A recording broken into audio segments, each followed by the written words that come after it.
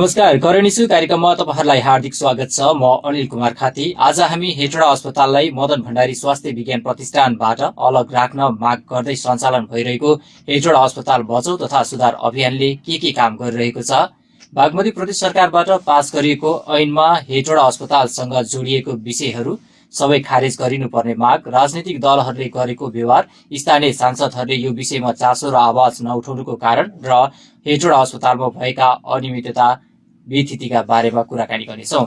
तपाईहरू यस कार्यक्रमलाई radio bulletin FM 89.7 megahertz, internet अनलाइनको www.bulletinfm.com मा र रेडियोको मोबाइल एप्लिकेसनबाट पनि सुन्न सक्नुहुनेछ।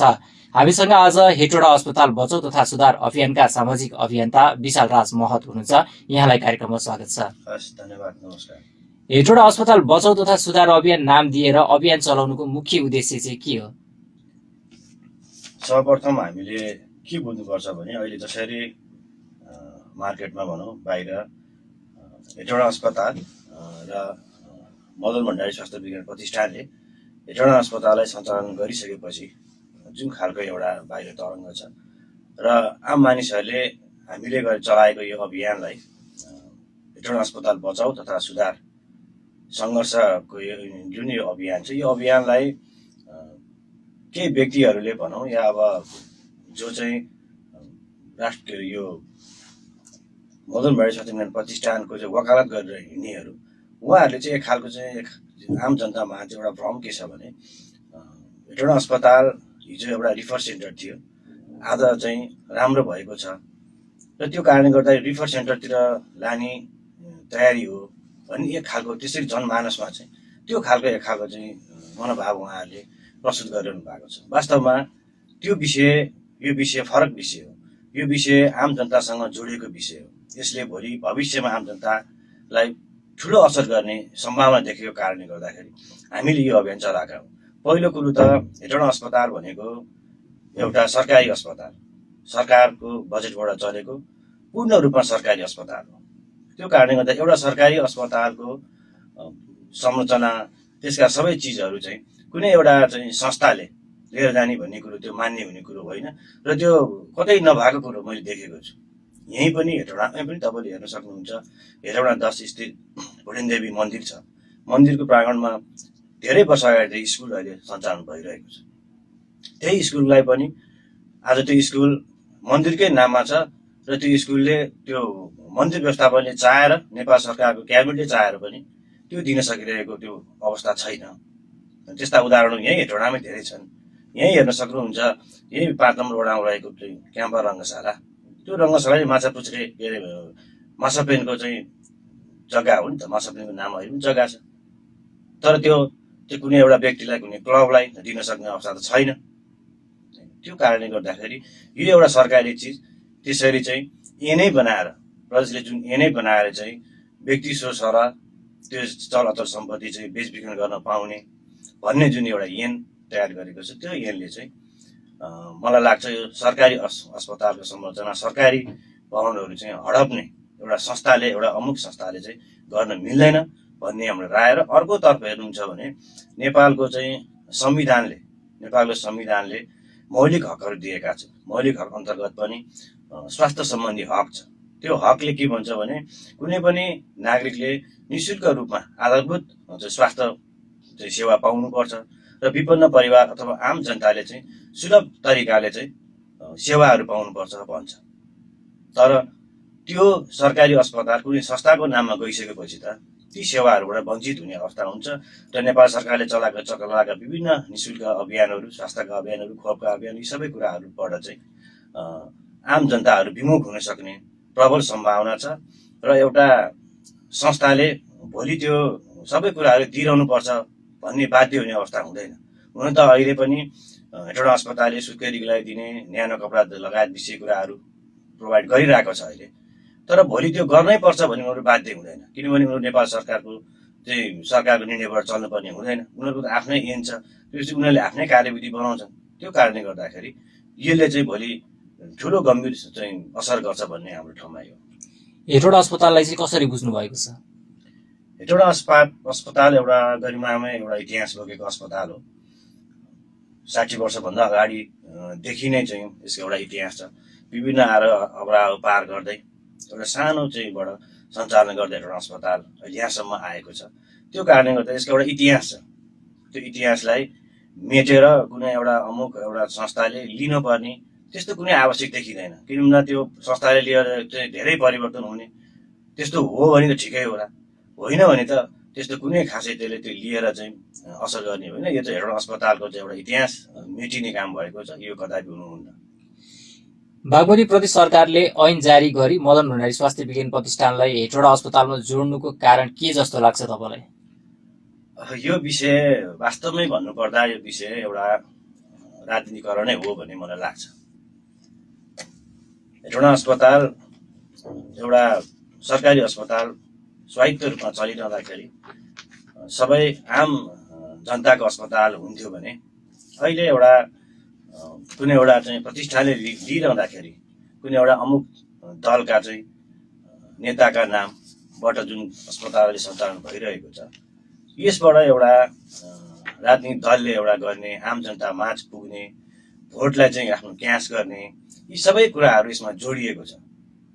यसले आफ्नो दलको चाहिँ दल हाबी हुने, आफ्ना दलका कार्यकर्ता, नेता यी सबैलाई चाहिँ त्यहाँ एउटा एक खालको स्पेस दिने र सेवा सुविधाको लागि पनि कुनै नेतालाई फोन गरेर गर्नुपर्ने, यी खालको वातावरण त्यसले सिर्जना हुँदाखेरि आम जनतामा जो चाहिँ त्यो कुनै दलको एउटा अमुक दलको चाहिँ कार्यकर्ता छ उसको लुले सेवा सुविधा पाउने भयो र यसले के हुन्छ भने आम जनतामा एक खालको म्यासेज के जान्छ भने हामीले गरेका हौँ भन्ने खालको एउटा म्यासेज दिने र जनतालाई भोट ब्याङ्कको रूपमा प्रयोग गर्दै जनतामा पुगेर सत्ता कब्जा गर्ने एउटा खेल नै हो। त्यसबखत तत्कालीन मुख्यमन्त्री हेटौडाकै डोरमणि पौडेल हुनुहुन्थ्यो, के उहाँले नबुझी यो ऐन जारी गर्नुभएको हो त? अब उहाँ एउटा नेता, पुरानो नेता, हेटौडाको मेयर पनि भइसक्नु भयो, मुख्यमन्त्री भइसक्नु भयो, जतिको मान्छेले यो बुझ्नु भएन भन्ने मलाई लाग्दैन। यो त बुझिकन आफ्नो दललाई अगाडि बढाउन, आफू अगाडि बढ्नलाई गरेको एउटा प्रपञ्च नै हो। मुख्यमन्त्री सँगै स्थानीय सांसदहरू कुमारी मुक्तान, इन्द्रबहादुर बानिया, प्रेमबहादुर पुलामी चिन्तु, जुनेली श्रेष्ठ, सन्तराम प्रजा, ओमबहादुर ग्लान लगायत हेटौडा मकवानपुरकै सांसदहरू हुनुहुन्थ्यो नि, के उहाँहरूले सत्ता बचाउनकै लागि नै यो ऐनमा हस्ताक्षर गर्नुभएको हो? के लाग्छ तपाईँलाई? अब हामीले यहाँहरूलाई पनि थाहा नै छ, अब देखिरहेकै कुरा हो, नेपालको राजनीतिक दलको अभ्यास हामीले देखेकै छौँ। सत्तामा रहँदाखेरि एउटा कुरा, सत्ता बाहिर रहँदाखेरि सडक तताउने, यी खालको घटनाहरू त यही हेटौडा अस्पतालकै विषय कुराहरू पनि हामीले देखिसकेका छौँ।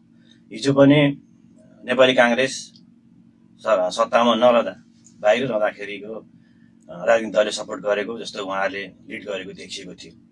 त्यसमा अन्य दलहरू पनि आएको देखिएको थियो। अब अहिले सत्ता समीकरण चेन्ज भयो, नेपाली काङ्ग्रेसको चाहिँ अहिले मुख्यमन्त्री हुनुहुन्छ, अहिले सेलायो यो विषय। राजनीतिक दलले उठाइदिएको भए हामीले यो संघर्ष समिति खडा गर्नुपर्ने आवश्यक नै थिएन। त्यो कारणले गर्दाखेरि यो दलहरूको चाहिँ एक खालको अब भनौँ न शक्तिमा जानको लागि, शक्तिमा गइसकेपछि आफ्नो चाहिँ कुराहरू फेर्ने, यो चलिरहेको कुरा हो, यही चाहिँ निरन्तरता हो यसको जस्तो लाग्छ मलाई। तपाईँहरूको बुझाइमा के यी नेताहरूले मकवानपुरेवासीलाई झुक्काकै हुन् त? किन नबुझेका हुन्? के लाग्छ तपाईँलाई?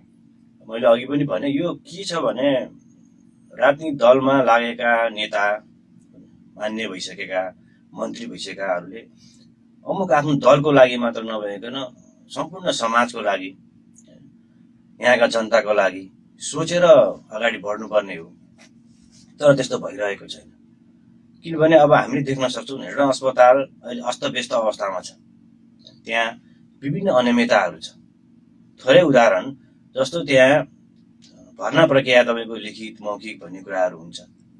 लिखित मौखिकमा अब लिखितै नगरेर मौखिक मात्र गर्ने, लिखितै गर्नु पर्यो भने पनि क्वेसन प्रश्नपत्र चाहिँ आउट गरेर गर्ने, पैसा लिएर गर्ने भन्ने खालका कुराहरू आइरहेका छन्। त्यो पत्रहरूद्वारा पनि भेटिएको छु मैले त्यो विषय कुराहरू।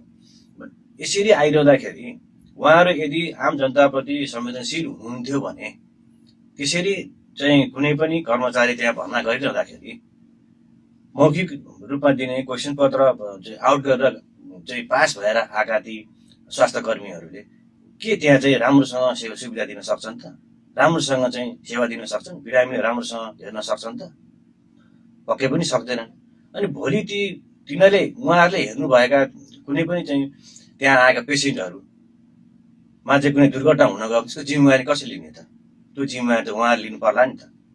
त्यो कारणले गर्दाखेरि उहाँहरूले यति संवेदनशील विषयमा पनि, स्वास्थ्य जस्तो संवेदनशील विषयमा यो खालको जुन खालको एउटा चाहिँ क्रियाकलापहरू भइरहेको छ, त्यो कारणले गर्दाखेरि उहाँहरूप्रति प्रश्न चिन्ह खडा गर्न चाहन्छु म चाहिँ।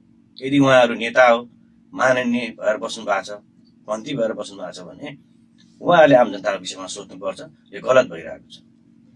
तपाईँहरूले यो अभियान चलाउनु भन्दा केही समय अघि पनि नेकपा माओवादी केन्द्रका भीम पाखरिन, नेपाली काङ्ग्रेसका भीमसेन महत, नेकपा एकीकृत समाजवादी पार्टीका ध्रुव भुजेल र हेटौडा अस्पतालका पूर्व अध्यक्ष प्रकाश पौडेल लगायत सबैजना मिलेर प्रेस मिट गरी विज्ञप्ति निकालेर सम्बन्धित सरकार निकायहरूमा ध्यानाकर्षण गराएका थिए।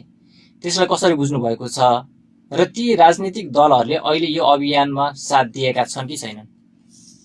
यसो छ, राजनीतिक दलभित्र पनि सबै राजनीतिक कर्मीहरू खराब छ भन्न मिल्दैन। राजनीतिक दलको मूल मर्म नै जनताको सेवा गर्ने हो, अनियमितता व्यतिथि उजागर गर्ने हो, खबरदारी गर्ने, यी सबै पाटो त्यहाँभित्र पर्छ। र यो बिचमा जुन क्रियाकलाप भए, जो त्यो योभन्दा अघिल्लो चरणमा जो चाहिँ लाग्नु भएको थियो, दलबाट दलगत रूपमा लाग्नु भएको थियो, उहाँहरूले त्यो बेलामा एक खाले राम्रै काम गर्नुभएको मलाई महसुस लागेको छ। किनभने उहाँहरूले जुन गतिविधि गर्नुभयो त्यसले आम जनतामा यी विषयहरू उजागर भयो र आम जनताका केही मानिसहरूले हेटौडा अस्पताल र मदन भण्डारी स्वास्थ्य विज्ञान प्रतिष्ठान बिचका विषय कुराहरू बाहिर आयो। तत्काल समय उहाँहरूले गर्नुभएको काम म राम्रै रूपमा मैले लिएको छु। तर पछिल्लो चरणमा उहाँहरू सेलाउनु भयो। अब यही हो, अघि मैले भने जस्तै यो पार्टीको चाहिँ एउटा चाहिँ सत्ता समीकरणले गर्दाखेरि त्यो खेलमा चाहिँ उहाँहरू पनि पर्नुभयो। पार्टीले उहाँलाई नगर भनेको होला सायद, त्यो कारणले गर्दाखेरि अहिले उहाँहरू साइलेन्ट हुनुहुन्छ र त्यो कारणले गर्दाखेरि दल बाहेक हामीले चाहिँ दलगत नभएको नै एउटा चाहिँ निस्वार्थ रूपमा आम जनताको पक्षमा एउटा सचेत नागरिकको हैसियतले आज हामी यसमा लागिरहेका छौँ। यो त जनताको प्रत्यक्ष स्वास्थ्य सेवासँग जोडिएको विषय हो नि, तर किन राजनीतिक विषय बनाइराखेको हेटौडा अस्पताललाई? के लाग्छ यहाँलाई? हेटौडा अस्पताल यस्तो अहिले भएछ भने हेटौडा अस्पताल एउटा राजनीति गर्ने थलो, अथवा एउटा हेटौडा अस्पतालले चाहिँ एक खाले चाहिँ भनौँ प्रदेश सरकारै नै चाहिँ ढल्ने अथवा सरकार बन्ने खालको स्थितिसम्म हेटौडा अस्पतालले बनाइसकेको रहेछ। हामीले केही कुराहरू बुझ्यौँ यो विषयमा। अब हामी ध्यानाकर्षण गर्न जाने क्रममा पनि मुख्यमन्त्री कार्यालय पनि पुगेको थियौँ, हामी मन्त्रालय पनि पुगेका थियौँ। त्यहाँ अब सचिवहरूसँग पनि हाम्रो कुराहरू भयो। यी सबै कुराहरू हेर्दाखेरि यो विषय त अब यति चाहिँ अहिले पेचिलो बनाइएको रहेछ कि अब यो विषयले त्यहाँ बस्ने भनौँ न, अब पदाधिकारीहरूले चाहिँ मुख खोलेको खण्डमा सत्ता नै जाने हो कि भन्ने खालको एउटा त्रास देखिँदाखेरि मैले अब यो कता यो अब कहाँसम्म यसको जालो कहाँ पुगेको छ, अब हामीले पनि ठ्याक्कै यो भन्न सक्ने अवस्था छैन। तर यसले चाहिँ यस्तो संवेदनशील विषयमा पनि यो खालको राजनीति चाहिँ अलिकति फोहोरी राजनीति नै भयो भन्ने मलाई लाग्छ। हेटौडा अस्पताल र मदन भण्डारी स्वास्थ्य विज्ञान प्रतिष्ठान बीच के भिन्नता देख्नुहुन्छ तपाईँ? अब हेटौडा अस्पताल पूर्ण रूपमा सरकारी अस्पताल, मदन भण्डारी स्वास्थ्य विज्ञान प्रतिष्ठान भनेको एउटा संस्था। सरकारी अस्पताल गैर नाफामूलक हुन्छ, यसले नाफालाई भन्दा पनि सेवालाई बढी प्राथमिकता दिन्छ। अब संस्था भनिसकेपछि यसले यो नाफामूलक हुन्छ, यो नाफामा जान्छ। किनभने पछिल्लो चरणमा हामीले हेर्न पनि सक्छौँ, टिकटको दरदेखि लिएर विभिन्न कुराहरू त्यहाँ बढेकै छ। त्यो कारणले गर्दाखेरि यो मुनाफामा जानुपर्छ, मुनाफामा गएन भने हुँदैन, घाटामा चल्न सक्दैन यो। तर सरकारी अस्पताल घाटामै गएर भने पनि आम जनतालाई सेवा चाहिँ दिनुपर्छ। त्यो कारणले गर्दाखेरि सरकारी अस्पताल र संस्थामा भिन्नता यो मैले देखेको छु। मदन भण्डारी स्वास्थ्य विज्ञान प्रतिष्ठान भयो भने आम सर्वसाधारणले सर्वसुलभ रूपमा स्वास्थ्य उपचार सेवा नपाउने भन्ने विचार हो तपाईँको? होइन, त्यस्तो पनि होइन। मदन भण्डारी स्वास्थ्य विज्ञान प्रतिष्ठानले चलाउँदाखेरि सेवा सुविधा बढ्न सक्छ, डेफिनेटली बढ्छ, त्यसमा दुईमा छैन, बढ्छ। तर हामीले भनेको चाहिँ कहाँनिर चाहिँ कमजोरी पाटो कहाँ हो भन्दाखेरि सेवा सुविधा बढ्छ। आज त हेटौडामा पनि त अन्य अस्पतालहरू छ नि त, जुरेली अस्पताल छ, अन्य अस्पताल छ, के त्यहाँ चाहिँ प्रत्येक जनताको चाहिँ पहुँच पुग्छ त? सर्वसाधारण पहुँच पुग्छ त? पुग्दैन नि त। हामीले खोजेको के हो भने एउटा अस्पताल, सरकारी अस्पताल हुनु पर्यो, त्यो अस्पतालको सेवा सुविधा सम्पन्न रूपमा दिन सक्नु पर्यो र त्यो सर्वसुलभ तरिकाले निशुल्क अथवा एकदम कम शुल्कमा हुनुपर्ने हुन्छ। त्यसो भए मदन भण्डारी स्वास्थ्य विज्ञान प्रतिष्ठानलाई तपाईँ कसरी परिभाषित गर्नुहुन्छ त? अहिले मदन भण्डारी स्वास्थ्य विज्ञान प्रतिष्ठान जुन तरिकाले अगाडि बढिरहेको देखेको छु नि मैले, त्यो तरिकाले हेर्दाखेरि मदन भण्डारी स्वास्थ्य विज्ञान प्रतिष्ठान विशुद्ध रूपमा एउटा राजनीति गर्ने थलोको रूपमा अगाडि बढेको मैले देख्दछु।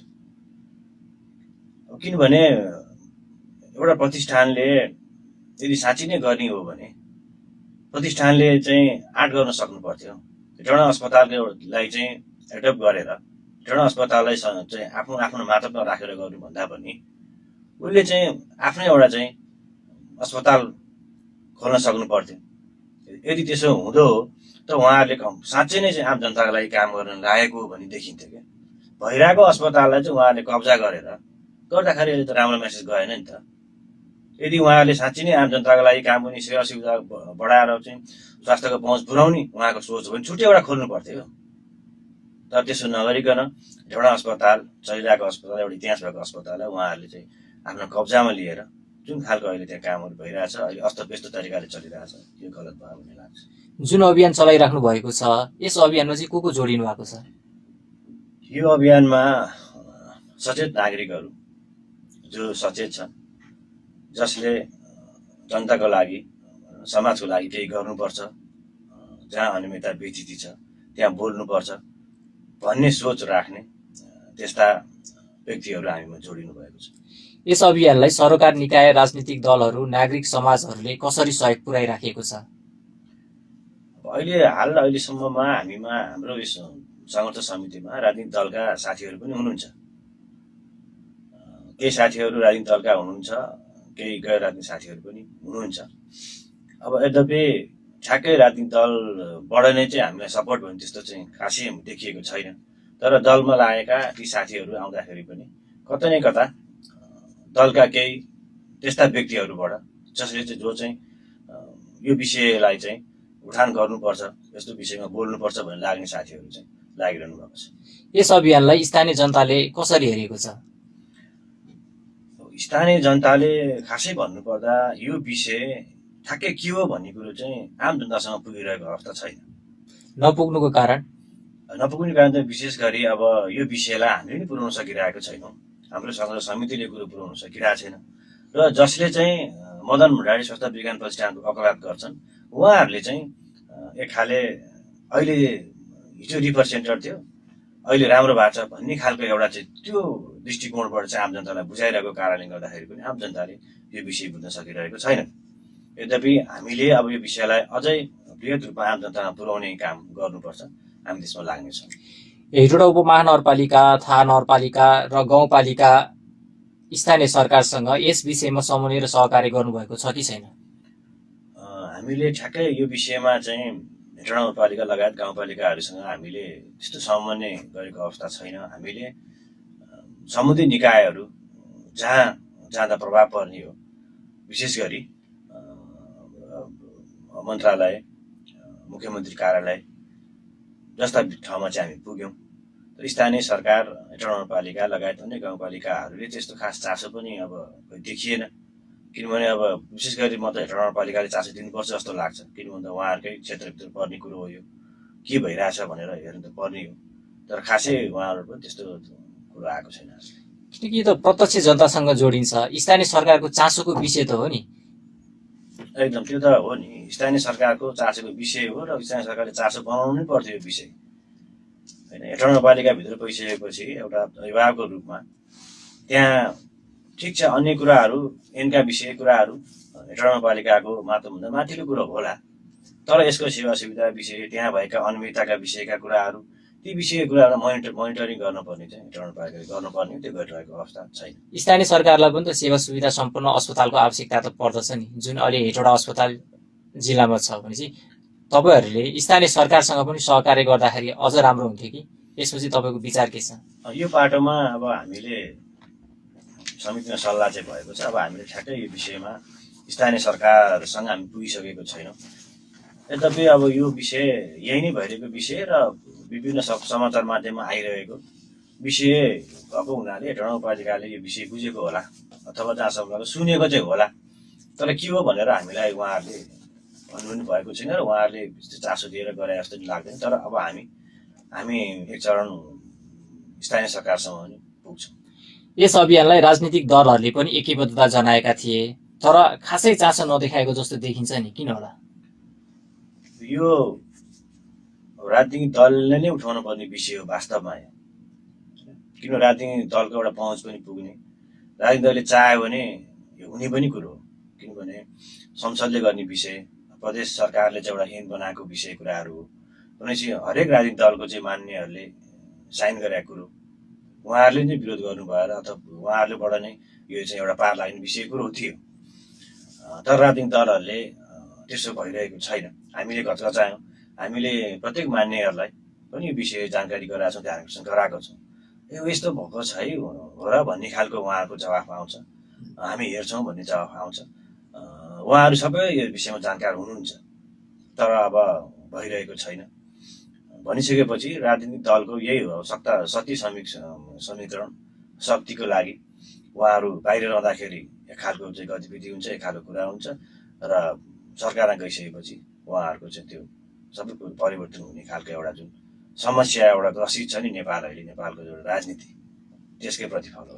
राजनीतिक दलहरूको यस्तो व्यवहार जुन हेटौडा अस्पतालप्रति देखिरहेछ नि, त्यसको लागि चाहिँ जनतालाई साक्षर गर्नको लागि चाहिँ अभियान अझै तीव्र गतिमा चलाउनु पर्ने जस्तो देखिँदैन? एकदमै यो अभियान त वास्तवमा के छ भने यो अभियान बृहत रूपमा चलाउनु पर्ने अभियान हो। अब बृहत रूपमा चलाउन मैले अघि भने नि, बृहत रूपमा चलाउनलाई एउटा सङ्गठन चाहिन्छ। अब यो हामी सीमित केही व्यक्तिहरूले अहिले चाहिँ यो आन्दोलन भनौँ, यो चाहिँ एउटा खबरदारी भनौँ, यो हामीले गरिरहेका छौँ। हाम्रो पनि शक्ति पुगिरहेको छैन। अब हामीले आह्वान गरेर चाहिँ त्यस्ता चाहिँ सचेत नागरिकहरूलाई आह्वान गर्दै, अभियन्ताहरूलाई चाहिँ आह्वान गर्दै यसलाई लान सकेर अलिकति बृहत रूपमा चाहिँ हामीले कार्यक्रमहरू लिएर जाँदै गर्न सक्यो भने आम जनताले यो विषय बुझ्यो यदि भने आम जनताले छोड्नेवाला चाहिँ छैन। तपाईँहरूले बागमती प्रदेश सरकार, स्वास्थ्य मन्त्री, हेटौडा अस्पतालका मेसु, प्रतिष्ठानका निर्देशक र सरकार निकायहरूलाई ध्यान आकर्षण र खबरदारी गर्दा पनि खासै प्रभाव नपरेको जस्तो देखिन्छ नि अभियानले। अभियानले प्रभाव त एक किसिमको परेकै छ। उहाँहरूलाई अलिअलि सचिनलाई यसले काम चाहिँ गरेको छ। किन भन्दा अलिअलि हेटौडा अस्पतालहरूले सचिँदै केही उहाँहरूले चाहिँ एउटा केही अभियानहरू लिएर आएको देखिरहेको छु मैले। सुधारको चाहिँ केही अभियानहरू ल्याएको छ। त्यो कारणले गर्दाखेरि हाम्रो यो अभियानले केही न केही राम्रो काम गरेकै छ भन्ने मलाई लाग्छ। अभियानले गर्दाखेरि नै उहाँहरू सुध्रिन अलिकति बाध्य भएको स्थिति मैले देखेको छु। त्यो ध्यान आकर्षण पत्रहरू बुझाउँदा उहाँहरूको राय चाहिँ के पाउनुभयो? अब यसो छ, उहाँहरूको राय, उहाँहरूले अब ऐन बनाएर आइसकेको कुरा हो। यो त्यो ऐनबाट नै परिवर्तन गर्नुपर्ने कुरो हाम्रो हातमा छैन यो कुराहरू। अब ऐन परिवर्तन भयो भने सो त हुने कुराहरू हो। अब ऐनमा पनि केही कुराहरू परिमार्जित हुने कुराहरू चाहिँ भइरहेको छ भन्ने खालको उहाँहरूको हामीसँग राय आउँछ। पत्रकार सम्मेलन पनि गरे हुनुहुन्छ, यसले कस्तो प्रभाव परेको महसुस गर्नुभएको छ? पत्रकार सम्मेलनले जे भए पनि एक खालको यो हाम्रो अभियानलाई बुझाउने, आम जनतामा पुर्याउने जुन हाम्रो एउटा तयारी थियो त्यसलाई मद्दत पुगेको छ।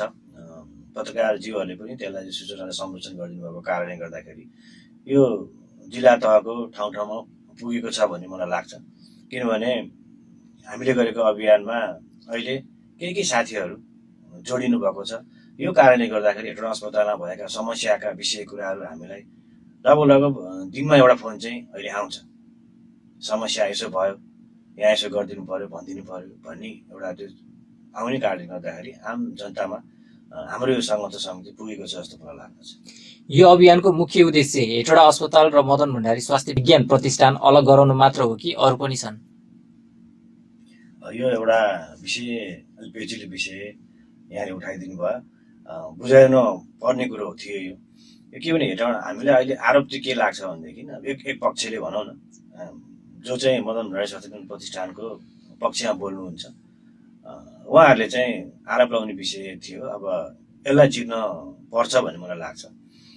हाम्रो उद्देश्य के हो भने अब यो मदन भण्डारी स्वास्थ्य विज्ञान प्रतिष्ठान रहनुहुन्न भन्ने होइन। हाम्रो उद्देश्य के हो, हाम्रो अभियानको उद्देश्य के हो भने हेटौडा अस्पताल चाहिँ पूर्ण रूपमा सरकारी अस्पताल हुनुपर्छ भन्ने हो। हामीले माग गरेको हेटौडा अस्पताल चाहिँ पूर्ण रूपमा चाहिँ सरकारी हुनु पर्यो भनेको। त्यो भनिरहँदाखेरि मदन भण्डारी स्वास्थ्य विज्ञान प्रतिष्ठानको विरोध गरेको देखिएको मात्रै हो। हामीले मदन भण्डारी स्वास्थ्य विज्ञान प्रतिष्ठान हुनुहुन्न, रहनुहुन्न, यो जायज छैन भनेर हामीले भनेका छैनौँ। मदन भण्डारी स्वास्थ्य विज्ञान प्रतिष्ठानको पनि एउटा आफ्नो छुट्टै अस्पताल बनाएर उहाँहरूले चलाउन सक्नुहुन्छ। हेटौडा अस्पताललाई चाहिँ पूर्ण रूपमा चाहिँ स्वायत्त दिनुपर्छ, किनभने यसको यो भएन भने यसले जुन खालको एउटा समस्या निम्ताउँछ, आम जनतामा जुन चाहिँ स्वास्थ्य सम्बन्धी हक पनि कुण्ठित हुने, यी सबै कारणले गर्दाखेरि हामीले हेटौडा अस्पताल चाहिँ स्वायत्त हुनुपर्छ, सरकारी हुनुपर्छ भनेर भनेका हौँ। अस्पताल र प्रतिष्ठानको औषधि लगायत अन्य स्वास्थ्य सामग्री खरिदमा भएको अनियमितताको विषयमा खबरदारी गराउँदै ध्यानाकर्षण गरेर आवाज उठाउनु भएको थियो। के कस्तो प्रमाणहरू भेटाउनु भयो? त्यहाँ अब हेर्नुहोस्, जस्तो मसिनो धेरै समस्याहरू त्यहाँ छ। त्यो समस्याहरू थुप्रै समस्याहरू छन्। थुप्रै समस्याहरूमध्ये त्यहाँ भएका केही अनियमितताका विषय कुराहरू म थोरै केही कुराहरू यहाँलाई भन्न चाहन्छु। जस्तो अब त्यहाँभित्र तपाईँको विभिन्न समयमा स्वास्थ्य सामानहरू खरिद गर्ने विषय कुराहरू, त्यहाँ चाहिँ कर्मचारी भर्ना गर्ने विषय कुराहरू, यी सबै कुराहरूमा चाहिँ अनियमितता भइरहेको देखिएको छ। जस्तो एउटा सानो उदाहरण मैले भने, विभिन्न चरणमा चाहिँ भएका विषयहरूमध्ये एउटा स्वास्थ्य मन्त्रालयले एउटा पत्र त्यहाँ आएको मैले भेटेँ। त्यो पत्रमा लिखित जवाब पेश गर्ने सम्बन्धमा भन्ने एउटा उपसचिव मातहतमा चाहिँ एउटा के भन्छ यो जवाब चाहिँ मागेर छानबिन समितिले जवाफ मागेको देखिए। त्यसमा चाहिँ स्पष्ट रूपमा त्यहाँ भित्र भएका अनियमितताहरू केलाउँदै यो कुरामा चाहिँ त्यहाँ समस्या देखियो, यो के हो त भनेर छानबिन समितिले गरेका विषयहरू मैले भेटेको थिएँ। जस्तै अब त्यहाँ तपाईँको सूचनामा लिखित तथा अन्तर्वार्ता परीक्षा लिने भनेर प्रकाशित भए तापनि अन्तर्वार्ता मात्रै गराएर नियुक्ति गरेको पनि देखियो होइन। अब त्यहाँ चाहिँ रासो जम्मा गर्नुपर्ने एउटा डेडलाइन हुन्छ, त्यो डेडलाइन पछि पनि रासो जम्मा गरेर चाहिँ गरेको पनि देखियो होइन। अब जस्तो रासो जम्मा नगरी पेश गरेको आवेदन समेत स्वीकृत गरेर चाहिँ भर्ना गरेर होइन दर्ता गरेर रजिस्टर गरेको पनि देखियो। त्यसै गरी त्यहाँ एउटा तपाईँको हेलाल तामाङ 38 वर्ष जसको योग्यता नै नपुगिकन डाक रूपमा सहायकको नियुक्ति गरिएको भनी देखियो। त्यो अख्तियारमा पनि परियो र अख्तियारले परिसकेपछि पदबाट पदमुक्त पनि भएकोलाई चाहिँ अब उहाँहरूले चाहिँ मिलोमतमा होइन उहाँहरूलाई चाहिँ अब आर्थिक चर्चाले गरियो होला, अब सायद अवयवमा चाहिँ नियुक्ति गरिएको भन्ने विषयमा पनि मन्त्रालयको ध्यानाकर्षण भएको रहेछ होइन। अब यस्ता थुप्रै विषयहरू त्यहाँ अनियमितता छ। र अर्को कुरो, अहिले पनि त्यहाँ जति पनि जस्तो सरकारी स्तरले दिनुपर्ने सेवा सुविधा सामानहरू, जस्तै सुत्केरीका भने नि मैले अघि सुत्केरीका भइसकेपछि न्यानो कपडा, त्यो न्यानो कपडा पनि अनियमितता छ क्या। म आफैले टेस्ट गरेर हेरेँ, न्यानो कपडा चाहिँ वितरण गर्ने कपडाको चाहिँ त्यो धागोको रेसाहरू हुँदो रहेछ। त्यो रेसा यति रेसा हुनुपर्ने भन्ने जुन छ त्यो रेसा छैन त्यहाँ। त्यसलाई जुन एउटा चाहिँ हेर्ने रहेछ, म आफैले हेर्दाखेरि त्यो कपडा चाहिँ पुरै फाटिएको देखियो। त्यो कपडा फाटेको नहुनु पर्ने रहेछ, पुरै फाटेको देखियो भनिसकेपछि त्यहाँ त्यस्तो अनियमितता गरेर चाहिँ टेन्डर त्यसरी चाहिँ आफ्नो मान्छे लगाएर टेन्डरमा चाहिँ त्यसरी चाहिँ जुन अनियमितता भइरहेको छ, कमसोस खालको सामान प्रयोग भइरहेका छन्। यस्ता धेरै विषयहरू छन्। दिनदिनै त्यहाँ समस्याका कुराहरू आउँछन्, कमजोरीका पाटाहरू कुरा आउँछन्।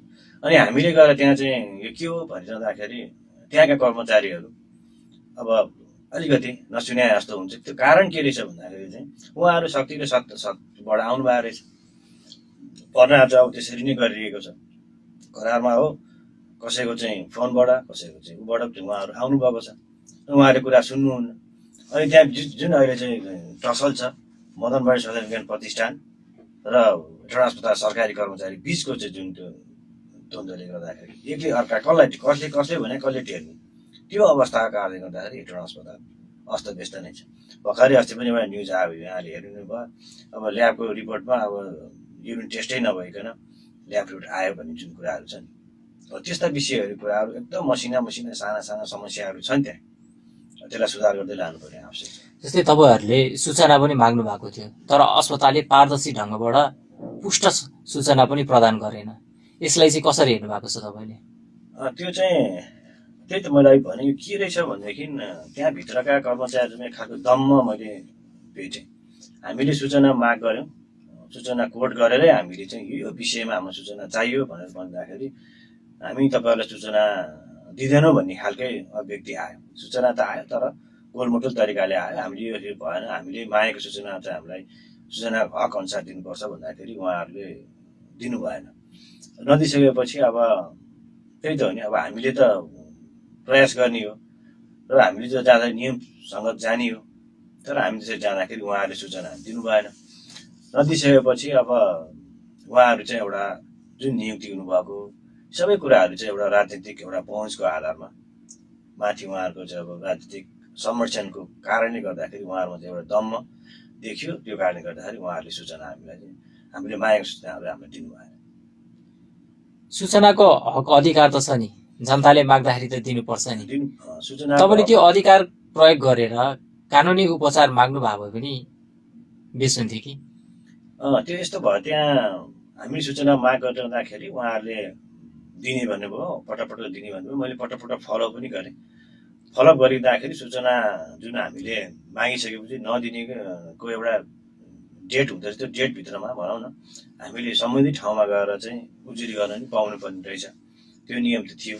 तर उहाँहरूले हामीलाई सूचना दिन्छु, केही दिन पर्खिनुहोस्, फलाना कर्मचारी हुनुहुन्न, यसो चाहिँ हामी बैठक बस्दैछौँ यो विषयमा भन्ने खालको चाहिँ आलाङ टालाङ गरेर उहाँहरूले हामीलाई लम्ब्याउनु भयो। तर वास्तवमा त्यो लम्बाउँदाखेरि चाहिँ हामीले पनि केही सूचनाहरू त्यहाँबाट पायौँ बाहिरीबाट। यो चाहिँ कुनै एउटा चाहिँ अमुक दलका चाहिँ कुनै नेताहरूले यो सूचना चाहिँ अहिले नदिनु है, यिनीहरूलाई जसरी हुन्छ आलाङ टालाङ गरिरहनु भन्ने खालको चाहिँ आएको भन्ने विषय पनि हामीले सुन्यौँ। र यो जहाँसम्म लाग्छ प्रमाणित जस्तै पनि भयो, किन भन्दा हामीलाई सूचना पनि नदिनु उहाँहरूले, र दिँदाखेरि नै अन्तिममा दिनै परे पनि ल है मिलाएर चाहिँ गर्नु भन्ने खालको चाहिँ आएको भन्ने कुरा सुन्यो। तर त्यसै गरी उहाँ दिँदाखेरि चाहिँ यहाँ चाहिँ अब चाहिँ त्यही नै अब राजनीतिक दलको चाहिँ एउटा चाहिँ त्यो खालको चाहिँ संरचना छ भन्ने जस्तो मलाई लाग्छ।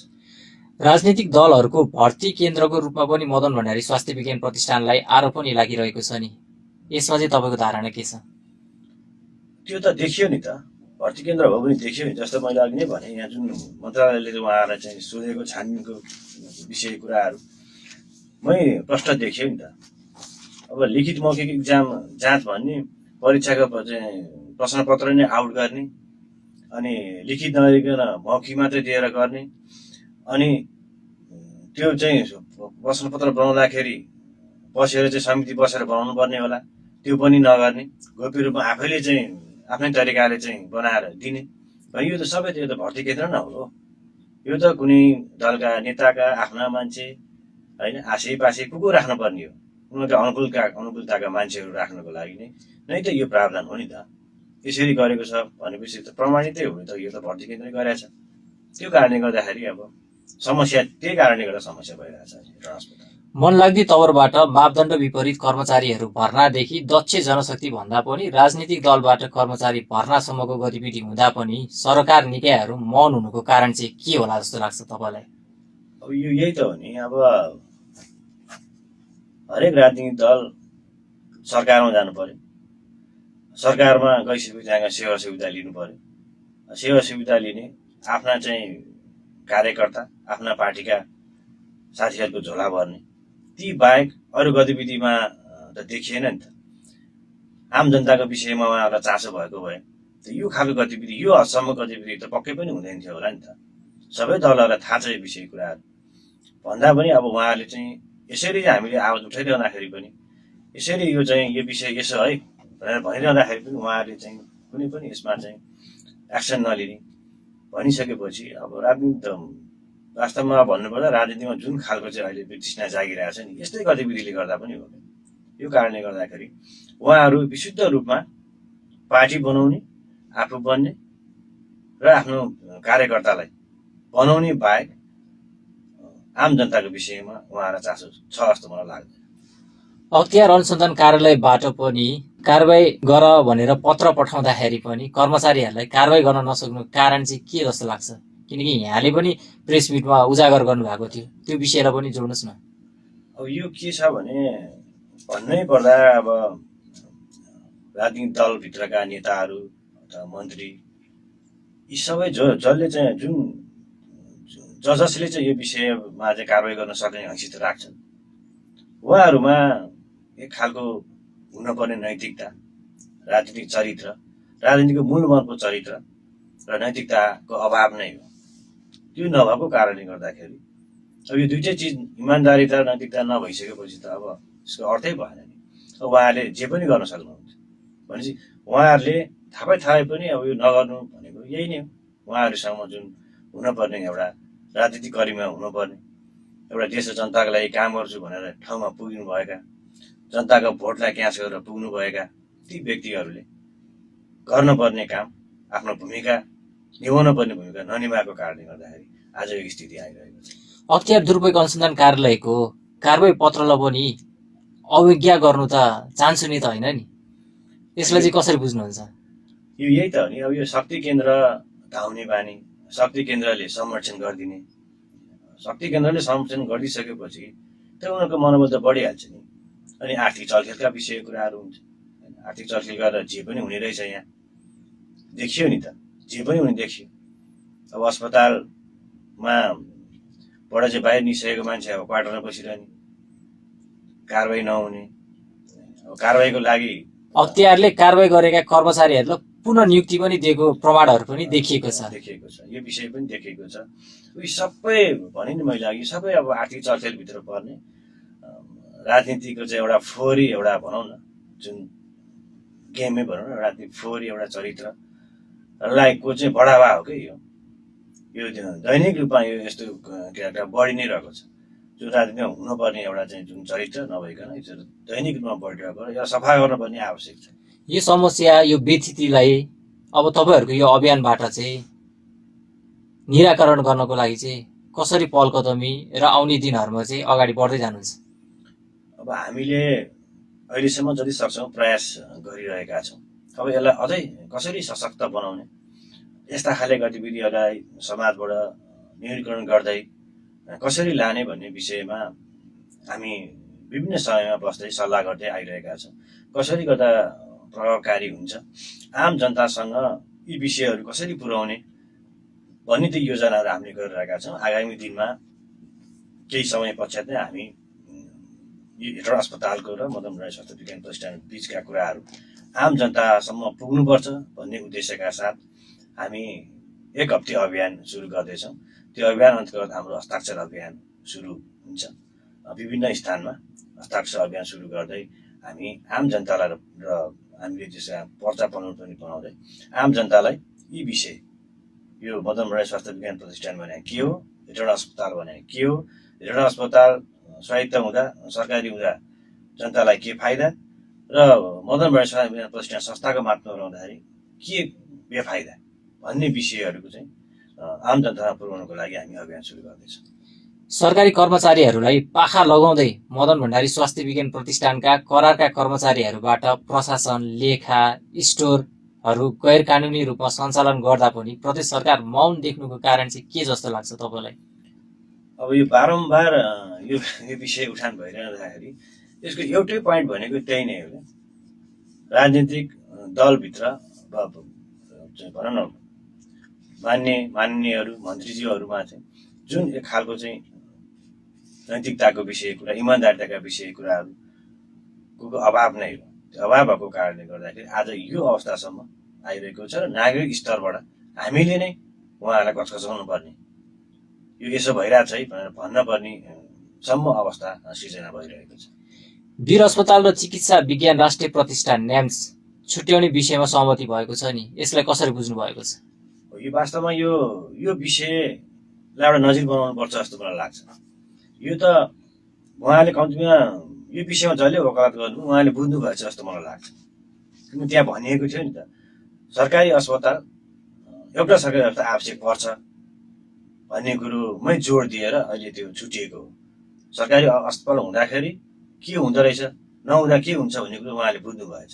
जस्तो मैले अघि पनि यहाँले निवेदन गरेँ, सरकारी अस्पताल हुँदाखेरि जुन संविधानको हक सुनिश्चित हुने देखिन्छ, तर सरकारी अस्पताल रहेन भने त्यो संविधानको सुनिश्चितता गरेको हक पनि कुण्ठित हुने अवस्था देखेको कारणले गर्दा संविधानको रक्षा गर्नको लागि पनि, संविधान दिएको त्यो मौलिक हकको रक्षा गर्नको लागि पनि सरकारी अस्पताल चाहिँ आवश्यक छ। हेटौडा अस्पताल प्रतिष्ठानबाट अलग भएर हेटौडा अस्पतालकै स्वरूपमा आउने कुरामा तपाईँ कतिको ढुक्क हुनुहुन्छ त? अब यो एउटा सङ्घर्ष गर्नुपर्ने विषय हो। वास्तवमा हाम्रो हातमा चाहिँ केही पनि छैन। हामी त यो विषयलाई उठान गर्ने हो। यो नभएसम्म हामी चाहिँ लागि पर्ने नै छौँ। यो विषय आम जनतासँग पुर्याउँछौँ, जनता माझबाट उठाउँछौँ, प्रयास गर्छौँ, जनतालाई बुझाएर जनतै बोकेर लानुपर्ने सम्म पनि अवस्था सिर्जना गर्दै जसले यो विषयमा चाहिँ चासो लिनुपर्ने हो। यो विषय ऐन भनेको चाहिँ ऐनलाई चाहिँ परिमार्जन गर्ने, ऐन खारेज गर्ने विषयमा जसले गर्नुपर्ने हो मान्यज्यूहरूलाई उहाँहरूको कानसम्म पुर्याएर उहाँहरू अब गरेन भने चाहिँ समस्या हुन्छ है, हामीलाई पनि समस्या निम्तिन सक्छ भन्ने खालकोसम्म एउटा वातावरण बनाउँदै अगाडि जान सक्यो भने अगाडि बढ्न सक्छ। अब हाम्रो त प्रयास हो, तर हामी निरन्तरता दिनेछौँ यो विषयमा, अगाडि बढ्नेछौँ। अन्तमा रेडियो सुनेर बसिरहनुभएका आम श्रोतावृन्दहरूलाई के भन्न चाहनुहुन्छ? आम जनतालाई मैले यहाँबाट फेरि आह्वान गरेँ, हामीले यही हेटौडा अस्पतालको विषयमा केही दिन पछि, एक हप्तापछि भनौँ 8 गते, फागुन 8 गतेदेखि हेटौडा अस्पतालको प्राङ्गणमा चाहिँ हामीले हस्ताक्षर अभियान सञ्चालन गरेका छौँ। यहाँहरू त्यहाँ आइदिनु होला। यो अस्पतालको विषय हाम्रो मात्र चासोको विषय होइन, यो आम जनताको चासोको विषय हुनुपर्छ। आम जनतालाई यसले समस्या पार्न सक्छ। त्यो कारणले गर्दाखेरि हरेक जनताले यो विषय बुझ्नुपर्छ। त्यो कारणले गर्दाखेरि हामीले चलाइरहेको हस्ताक्षर अभियान यहाँहरू आउनु होला। हामी पर्चा पढ्नु पनि उहाँहरूलाई दिन्छौँ, यहाँ हजुरहरूलाई बुझाउने प्रयास पनि गर्नेछौँ र हामी सँगसँगै एकबद्ध जनाउँदै अगाडि बढ्नको लागि पनि म आह्वान गर्न चाहन्छु। तपाईँलाई महत्त्वपूर्ण समय र विचारको लागि धेरै धेरै धन्यवाद। हस्, धन्यवाद। रेडियो बुलेटिनले पनि यो यस्तो एउटा चाहिँ जटिल विषयलाई उठान गर्ने जुन एउटा अवसर प्रदान गर्नुभयो, यहाँबाट चाहिँ एउटा सूचना सम्प्रेषण हुने जुन एउटा चाहिँ अवसर एउटा चाहिँ सिर्जना भयो, त्यसको लागि पनि यहाँहरूलाई रेडियो बुलेटिनलाई म हृदयदेखि नै धेरै धेरै धन्यवाद दिन चाहन्छु। हस्, नमस्कार।